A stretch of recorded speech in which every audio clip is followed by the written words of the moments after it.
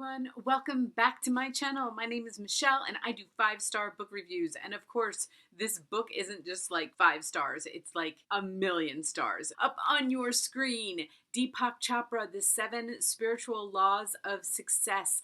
This book came out in November of 1994. And I was like, really? What?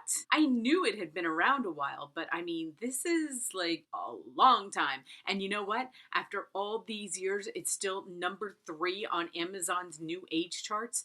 That's because it is timeless. Timeless. I know I've read it a couple of times, but I didn't know it was out that long.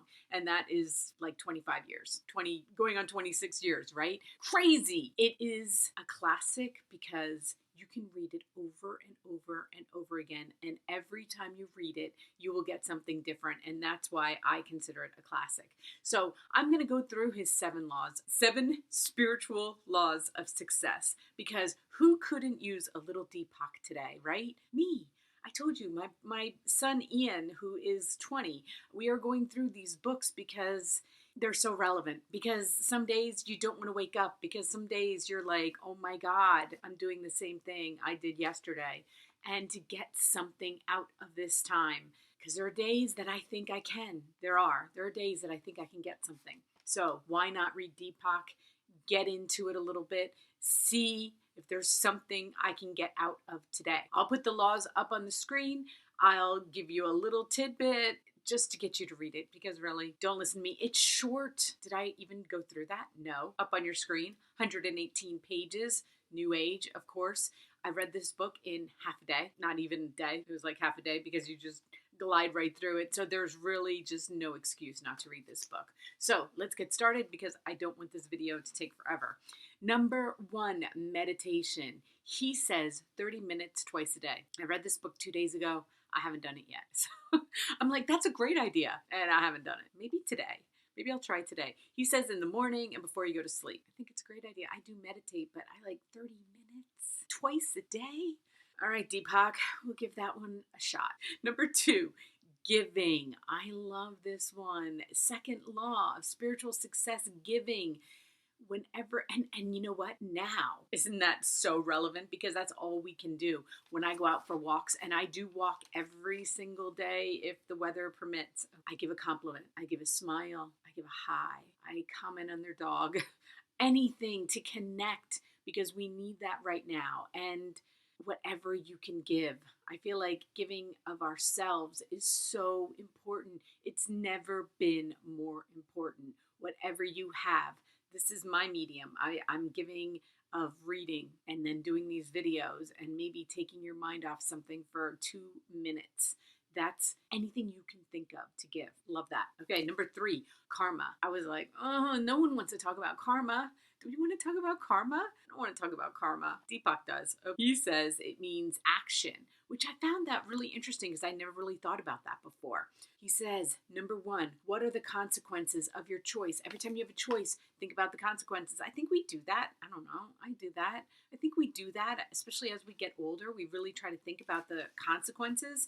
But then he says, ask this question. Will it bring happiness and fulfillment to you and anyone else? And if you cannot answer yes, then it's a no. And I was like, oh, that's kind of interesting. I like that. Does it bring happiness and fulfillment? Does that choice bring happiness or fulfillment? Because karma means action, taking action on our choices. I like that.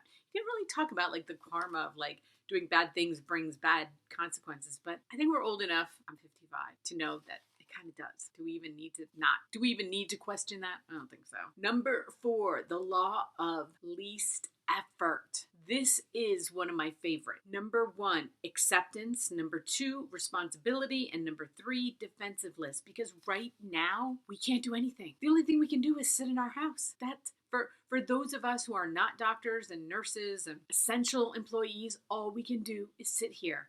And it's torture. Right? I mean, how silly is that? It's like absolute torture.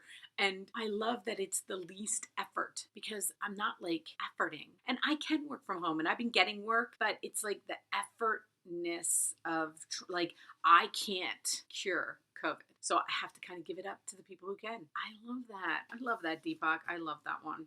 Number 5, the law of intention.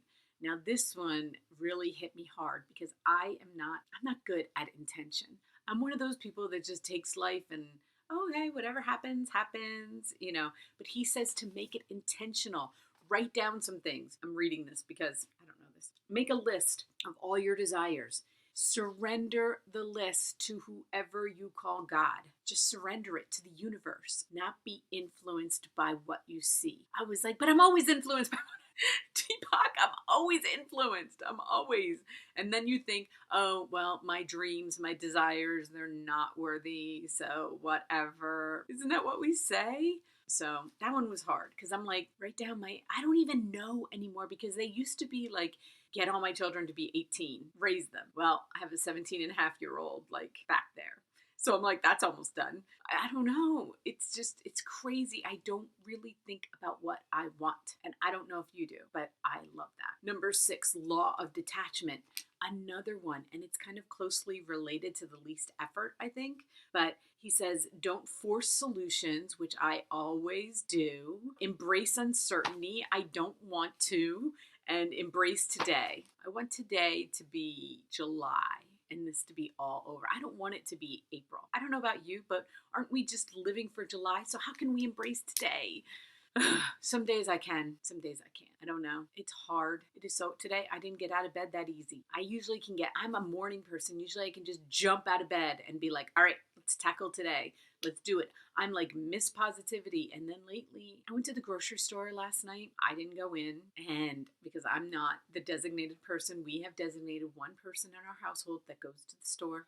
But I was like, I need to drive. I'll drive with you. And then I got so sad watching people put on their masks and feeling so helpless. Like I want to help them. Like I want to cure it. I want to make it better and I can't. And then I got home and I'm like, well, that was depressing and I just wanted to be out. I don't know. I don't have any answers. That's why I'm reading Deepak. Maybe he has answers. And he does. He does have answers. And this book made me feel so much better realizing that even today, this was written in 1994 and it was relevant then and it was relevant the next year and the next year. And it's always going to be relevant. But today it feels really relevant. This is going long enough. Last one. What is your purpose in life? Purpose. Spend time in silence. List your talents. How can I serve? Another thing I am not good at because I don't know about you, but how often do you sit around and think about yourself? I just don't. And then what is my purpose? My purpose was to be a mom. Now I'm a mom and a grandma. So that feels kind of purposeful. And it's kind of funny at this age. I wish my mom were alive to tell me if I did this, because I'm sure I did. I'm positive that I did, actually. If I don't hear from my adult children, which they're almost all adults now, I know they're okay. How weird is that? I hear from them and they're like, Mom, this is happening. What am I going to do? And then they go to but you don't understand. And I'm like, no, I understand. I've been there. And they think I'm not. They don't think I understand anything, but they call. And I'm sure I did that to my mom. My mom called me. She's been gone since 2011. The hardest thing about her leaving was not getting phone calls from her, because I would hear from her 3 times a day. I'm not even kidding.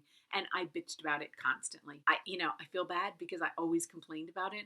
And then it was the first thing that I missed. So everyone, call your parents when you're happy, because I can't do that. That's my advice for today. How about that? Call your parents when you're happy. I hope you enjoyed this. I hope that I've convinced you to go get this book. I really do. Today. What are you doing today? It's 100 pages. Go read this book. I'm going to just put down the Amazon. I'm going to put IndieBound. Maybe you'll watch this at another time. I'll put the IndieBound down there for when we can go back to bookstores. And who wants to go back to bookstores? Me. I want to go. I want to touch books.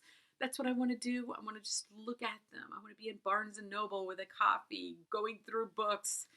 And we will. We will again really soon. So embrace today. Biggest lesson of this whole book for me was embrace today. Don't wish for tomorrow. So everyone, until my next